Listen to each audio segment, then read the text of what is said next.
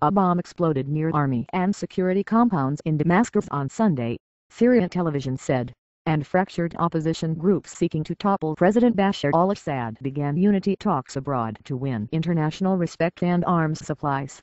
A 50-kilogram 110-pound bomb, near a large hotel in a heavily guarded district, was described by state media as an attack by terrorists, the government's term for insurgents in the 19-month-old uprising against Assad.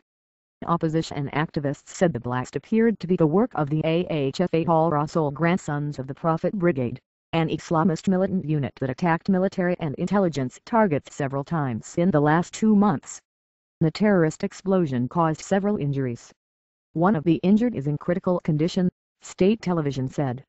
Video from state media and posted online by activists showed shattered windows and battered cars but little other damage.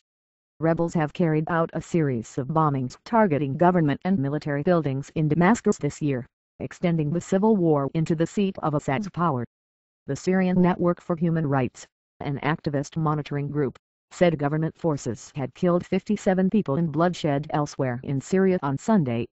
It said most of the dead were civilians and the rest rebels in battles that continued around Damascus and in the northern provinces of Idlib and Aleppo.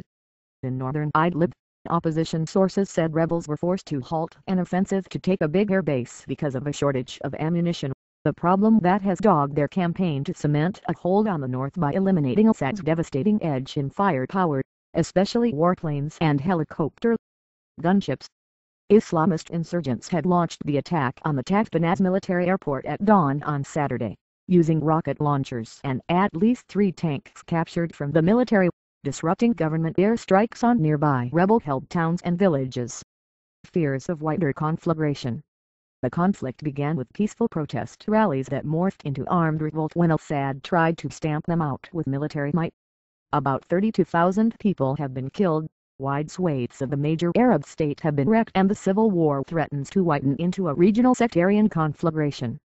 The opposition talks that began in Qatar marked the first concerted attempt to meld feuding, disparate groups based abroad and coordinate strategy with rebels fighting in Syria.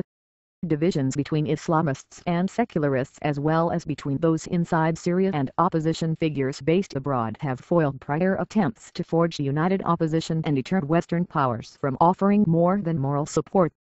4 days of talks in the Qatar capital Doha were expected with the goal of overhauling and broadening the Syrian National Council SNC, the largest of the overseas-based opposition groups, from some 300 members to 400. SNC leaders hoped this would pave the way for a separate meeting in Doha on Thursday, including other anti